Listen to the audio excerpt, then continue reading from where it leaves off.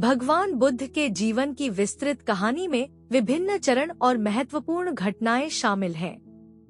यहाँ उनके जीवन की एक विस्तृत कथा प्रस्तुत की जा रही है। प्रस्तावना: भगवान बुद्ध, जिन्हें सिद्धार्थ गौतम के नाम से भी जाना जाता है, का जीवन और शिक्षाएं मानवता के लिए एक अमूल्य धरोहर हैं। उनके जीवन की कहानी न केवल एक आध्यात्मिक यात्रा है, बल्कि एक गहन आत्मखोज और मानवीय करुणा की भी गाथा है। इस विस्तृत कथा में हम उनके जन्म से लेकर महापरिनिर्वाण तक की यात्रा का विस्तार से वर्णन करेंगे। जन्म और प्रारंभिक जीवन: भगवान बुद्ध का जन्म लगभग 563 ईसा पूर्व लुम्बिनी में हुआ था, जो वर्तमान में नेपाल में स्थित है। उनके पिता राजा शुद्धोधन कपिलवस्तु के शाक्य गणराज्य के राजा थे और उनकी माता महारानी माया देवी एक धार्मिक और सौम्य महिला थी। सिद्धार्थ के जन्म के समय कई ज्योतिषियों ने यह भविष्यवाणी की थी कि यह बालक या तो महान राजा बनेगा या महान संत। सिद्धार्थ के जन्म के समय की एक प्रसिद्ध कथा है कि उनकी माता माया देवी ने एक स्वप्न देखा था, जिसमें एक श्वेत हाथी ने उनके गर्भ में प्रवेश किया। इस स्वप्न को साधु और ज्योतिषियों ने एक विशेष संकेत माना और कहा कि यह बालक महानता प्राप्त करेगा। राजसी जीवन और 4 महादर्शन: सिद्धार्थ का पालन पोषण राजसी वातावरण में हुआ। उनके पिता ने उन्हें जीवन की सभी सुख सुविधाओं से घेर लिया था ताकि वे बाहरी दुनिया के दुखों से अनजान रहें। राजा शुद्धोधन ने 3 भव्य महल बनवाए, गर्मी के लिए, सर्दी के लिए और बारिश के लिए। सिद्धार्थ को हर प्रकार का भोग और विलासिता प्रदान की गई।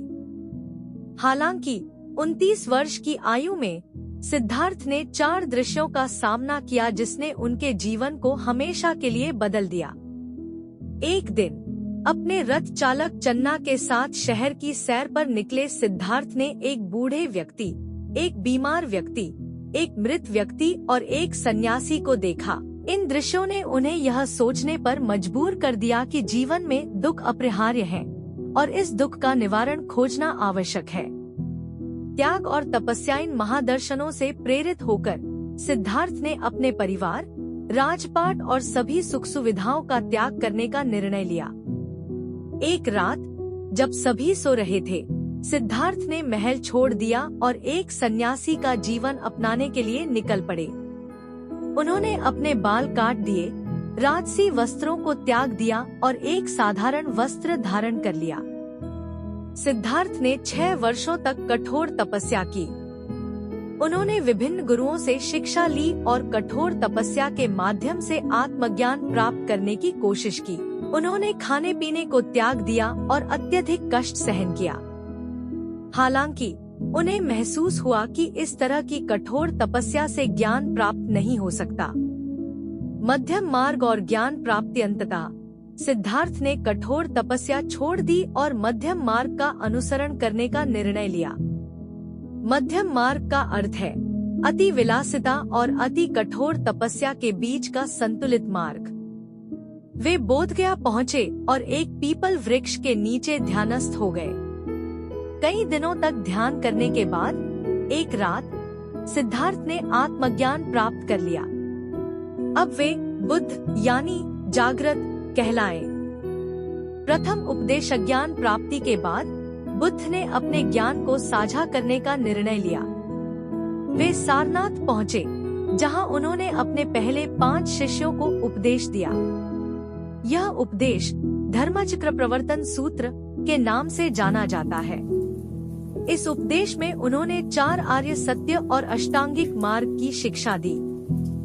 4 आर्य सत्य: दुहक, जीवन में दुहक और कष्ट अनिवार्य है। दुहक का कारण हमारे तृष्णा, आसक्ति और अविद्या दुहक का कारण है। दुहक का निवारण संभव है। दुहक निवारण का मार्ग अष्टांगिक मार्ग का पालन करने से दुहक का निवारण संभव है।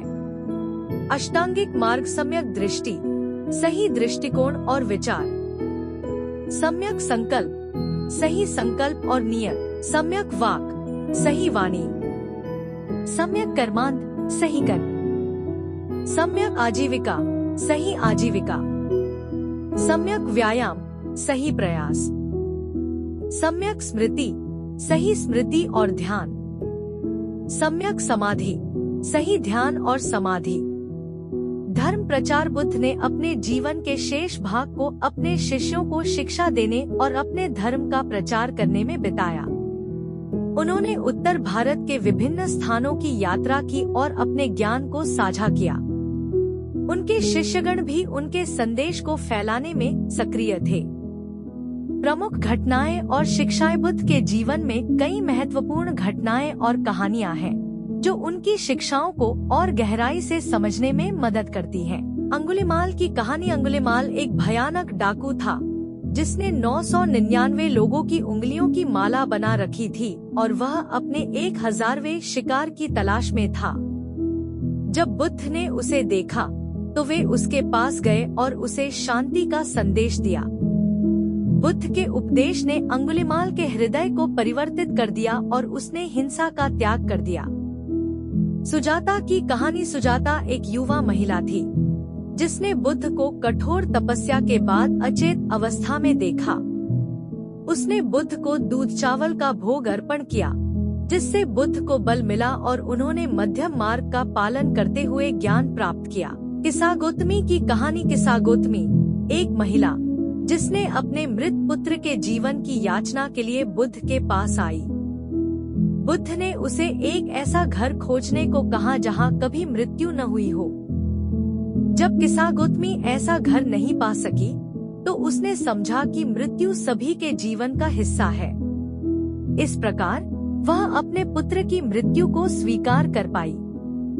महापरिनिर्वाण। 80 वर्ष की आयु में बुद्ध ने कुशीनगर, वर्तमान उत्तर प्रदेश, भारत में महापरिनिर्वाण प्राप्त किया। उनके निधन के बाद उनके अनुयायियों ने उनके शिक्षाओं को संकलित किया और बौद्ध धर्म को एक प्रमुख धर्म के रूप में स्थापित किया। निष्कर्ष। भगवान बुद्ध का जीवन और उनकी शिक्षाएं आज भी लाखों लोगों के जीवन को मार्गदर्शन और प्रेरणा प्रदान करती हैं। उनका मध्यम मार्ग और 4 आर्य सत्य जीवन की कठिनाइयों का सामना करने और आत्मज्ञान प्राप्त करने का मार्ग दिखाते हैं। उनकी करुणा, सहानुभूति और शांति की शिक्षा समय के साथ और भी प्रासंगिक हो गई है और वे आज भी मानवता के लिए एक प्रकाश स्तंभ बने हुए हैं। भगवान बुद्ध, जिन्हें सिद्धार्थ गौतम के नाम से भी जाना जाता है, एक महान आध्यात्मिक गुरु और बौद्ध धर्म के संस्थापक थे। उनका जीवन और शिक्षाएं मानवता के लिए एक अमूल्य धरोहर है। उनके जीवन की कहानियों में से एक महत्वपूर्ण कहानी उनके चचेरे भाई देवदत्त की है। देवदत्त की ईर्ष्या, षड्यंत्र और अंततः पश्चाताप की कहानी न केवल बौद्ध धर्म के अनुयायियों के लिए एक महत्वपूर्ण शिक्षाप्रद कथा है, बल्ककि यह सभी के लिए एक नैतिक संदेश देती है। सिद्धार्थ गौतम का प्रारंभिक जीवन। भगवान बुद्ध का जन्म लगभग 563 ईसा पूर्व लुम्बिनी में हुआ था। उनके पिता राजा शुद्धोधन कपिलवस्तु के शाक्य गणराज्य के राजा थे। सिद्धार्थ का पालन पोषण राजसी वातावरण में हुआ और उन्होंने अपने चचेरे भाई देवदत्त के साथ अध्ययन किया। सिद्धार्थ ने ज्ञान की खोज में अपना राजसी जीवन त्याग दिया और कठोर तपस्या के बाद आत्मज्ञान प्राप्त किया। वे बुद्ध कहलाए और उन्होंने बौद्ध धर्म का प्रचार किया।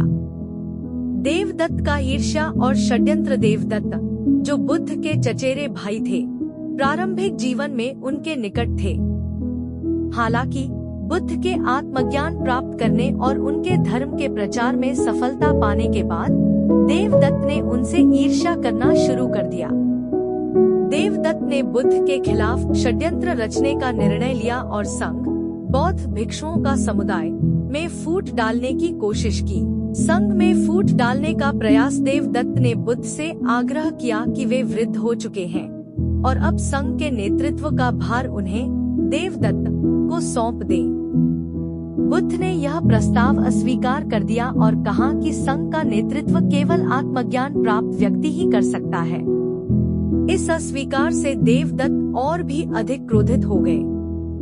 देवदत्त ने संघ में विभाजन करने का प्रयास किया। उन्होंने कुछ भिक्षुओं को अपने साथ ले लिया और अपने स्वयं के संघ की स्थापना की। हालांकि बुद्ध की शिक्षाओं और करुणा ने भिक्षुओं को पुनः बुद्ध की ओर आकर्षित किया और धीरे धीरे सभी भिक्षु वापस आ गए। देवदत्त का संघ विफल हो गया। हत्यारे हाथियों का प्रयोग। देवदत्त ने बुद्ध को मारने के लिए कई योजनाएं बनाई। सत्य प्रस्ताव, नाजीवन और मृत्यु।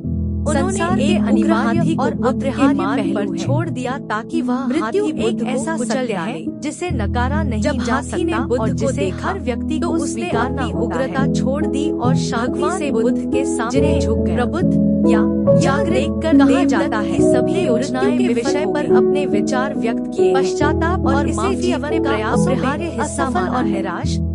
उनके अनुसार अपनी मृत्यु केवल शारीरिक शरीर का अंत से माफी मांगने का निर्णय एक नए जीवन की शुरुआत ने अपनी करुणा और सहानुभूति दिखाते हुए देव का जीवन परित कर दिया और उन्हें सही मार्ग पर लौटने का अवसर दिया। हालांकि में हुआ देवदत्त का स्वास्थ्य बिगड़ चुका था और सिद्धार्थ शीघ्र ही प्राण और शाक्य वंश के राजा देवदत्त की कहानी का विस्तार प्रारंभिक ईर्ष्याधार्थ का विवाह यशोधरा से हुआ और ज्ञान के पुत्र का नाम राहुल बात शुरू हो गई।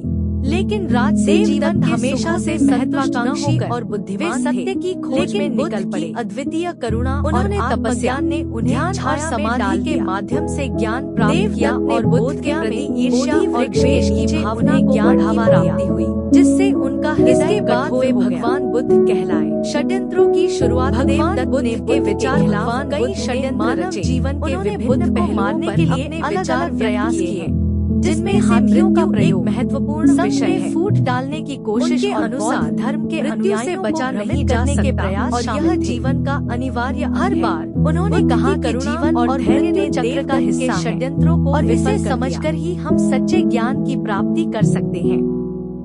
जीवन का महत्व। भगवान बुद्ध ने यह भी कहा कि मृत्यु को समझने के लिए हमें पहले जीवन का महत्व समझना होगा। उन्होंने कहा कि जीवन केवल भौतिक सुखों के लिए नहीं है, बल्कि यह आत्मज्ञान की प्राप्ति का एक अवसर है। हमें अपने जीवन को सार्थक बनाना चाहिए और सही मार्ग पर चलते हुए आत्मज्ञान की प्राप्ति करनी चाहिए। दुख और मृत्यु। भगवान बुद्ध ने 4 आर्य सत्य बताए, जिनमें से एक सत्य है दुख। उन्होंने कहा कि जीवन में दुख का होना अनिवार्य है और इसका मुख्य कारण हमारी इच्छाएं और आसक्तियां हैं। उन्होंने यह भी कहा कि मृत्यु भी एक प्रकार का दुख है, लेकिन इसे समझकर हम इस दुख से मुक्त हो सकते हैं। मृत्यु का सामना। भगवान बुद्ध ने कहा कि मृत्यु का सामना करने के लिए हमें इसे स्वीकार करना होगा। उन्होंने अपने अनुयायियों को सिखाया कि मृत्यु से डरने की आवश्यकता नहीं है, बल्कि इसे एक नई शुरुआत के रूप में देखना चाहिए। उन्होंने कहा कि जब हम मृत्यु को स्वीकार कर लेते हैं, तो हम जीवन को सही मायने में समझ सकते हैं। मृत्यु और आत्मज्ञान। भगवान बुद्ध ने आत्मज्ञान की प्राप्ति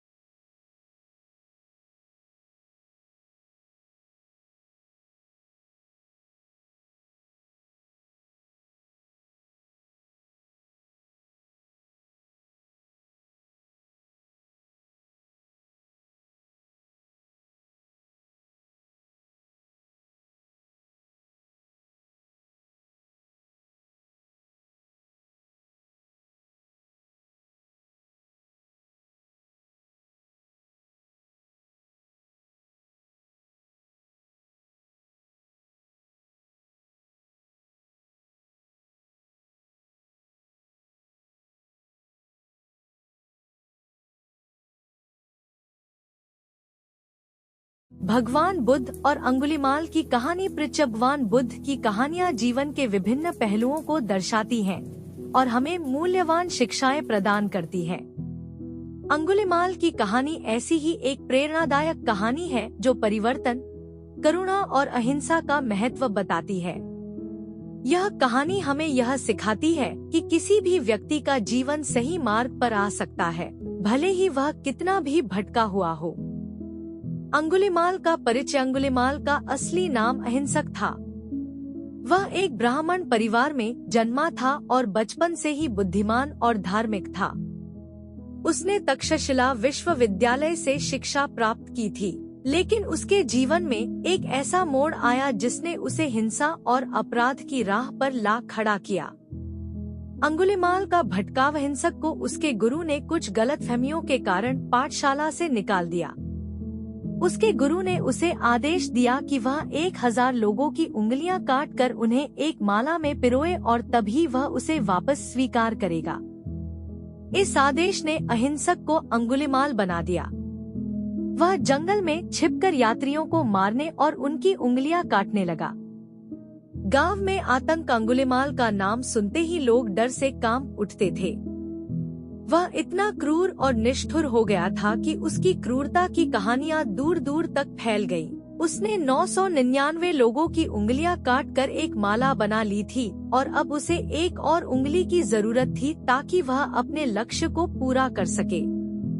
भगवान बुद्ध का आगमन। एक दिन भगवान बुद्ध उस क्षेत्र में पहुँचे जहाँ अंगुलिमाल का आतंक था।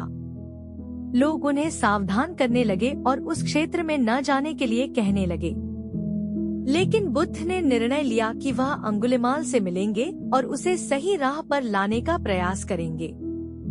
बुद्ध और अंगुलिमाल की भेंट। अंगुलिमाल ने दूर से बुद्ध को आते देखा। उसने सोचा कि यह उसका 1000वां शिकार होगा। उसने बुद्ध को रोका और कहा, रुक जाओ या मैं तुम्हें मार डालूंगा। बुद्ध ने शांतिपूर्वक उत्तर दिया, मैं पहले ही रुक चुका हूँ अंगुलिमाल, अब तुम्हें रुकने की जरूरत है। अंगुलिमाल ने चकित होकर पूछा, तुम्हारा क्या मतलब है? बुद्ध ने उत्तर दिया, मैंने हिंसा और बुराई का मार्ग छोड़ दिया है।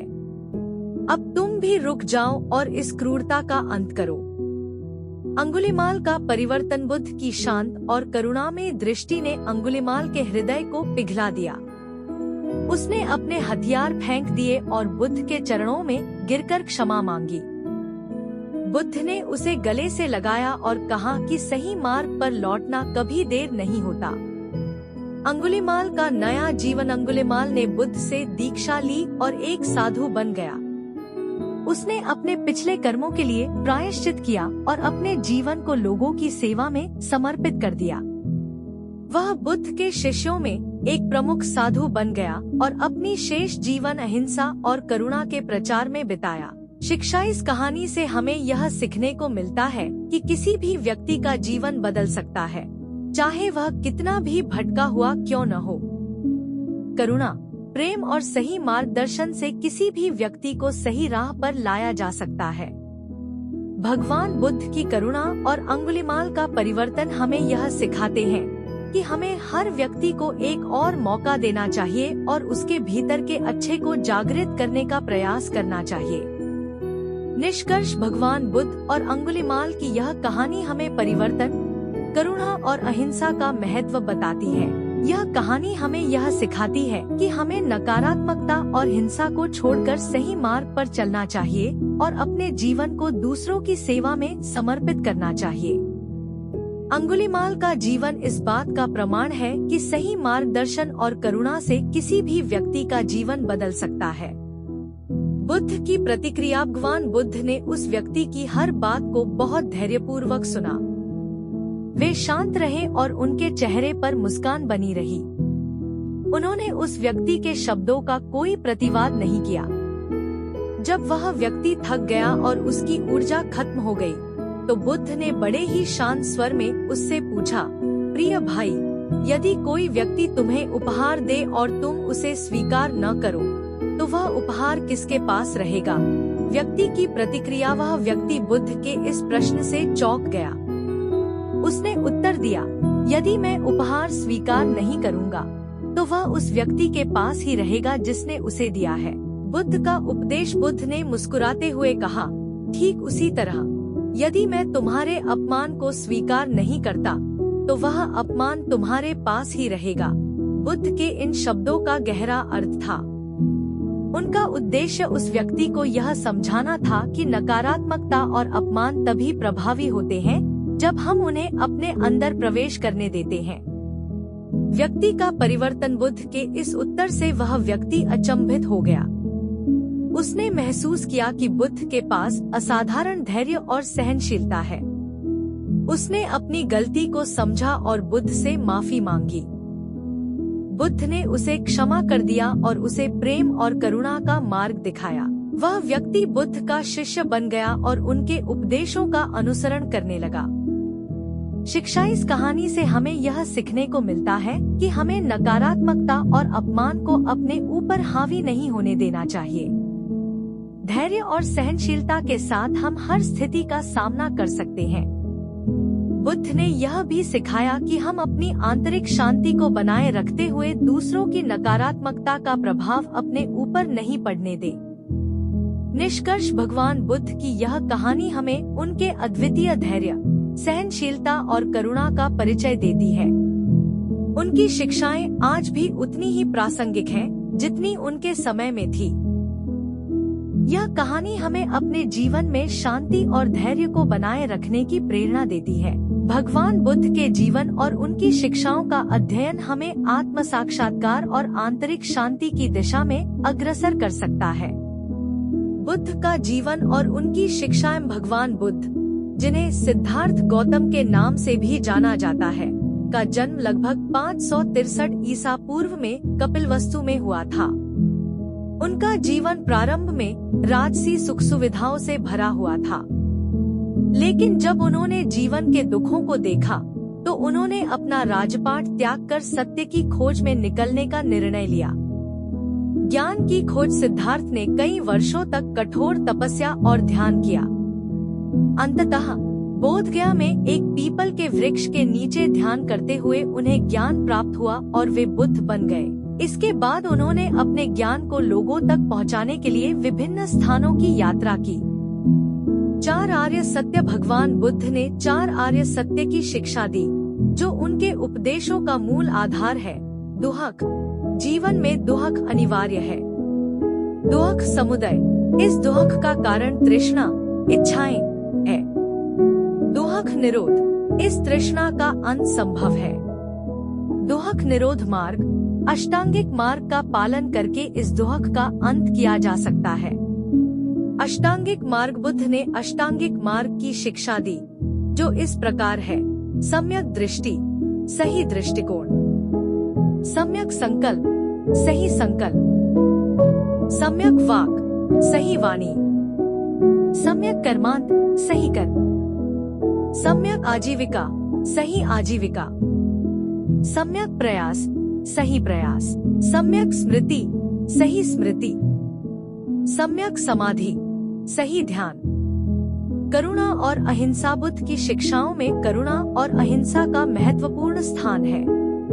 उन्होंने सिखाया कि हमें सभी जीवों के प्रति करुणा और प्रेम का भाव रखना चाहिए। उनकी शिक्षाएं हमें अपने भीतर की करुणा को जागृत करने और दूसरों के प्रति अहिंसा का पालन करने की प्रेरणा देती हैं। निष्कर्ष, भगवान बुद्ध का जीवन और उनकी शिक्षाएं आज भी हमें मार्गदर्शन देती हैं। उनकी कहानियों के माध्यम से हम उनके धैर्य, सहनशीलता, करुणा और ज्ञान के महत्व को समझ सकते हैं। उनकी शिक्षाएं हमें आत्म साक्षात्कार और आंतरिक शांति की दिशा में अग्रसर करने में सहायक होती हैं। भगवान बुद्ध की यह कहानी न केवल उनके धैर्य और सहनशीलता का परिचय देती है, बल्कि हमें यह भी सिखाती है कि हमें नकारात्मकता और अपमान को अपने ऊपर हावी नहीं होने देना चाहिए। धैर्य और शांति के साथ हम हर स्थिति का सामना कर सकते हैं और अपने जीवन में शांति और संतोष प्राप्त कर सकते हैं। इस प्रकार यह विस्तृत कहानी भगवान बुद्ध के धैर्य और सहनशीलता का गहन परिचय देती है। उनके जीवन की यह घटना हमें सिखाती है कि धैर्य और शांति के साथ हम हर प्रकार की नकारात्मकता का सामना कर सकते हैं और अपने जीवन में शांति और संतोष प्राप्त कर सकते हैं। है।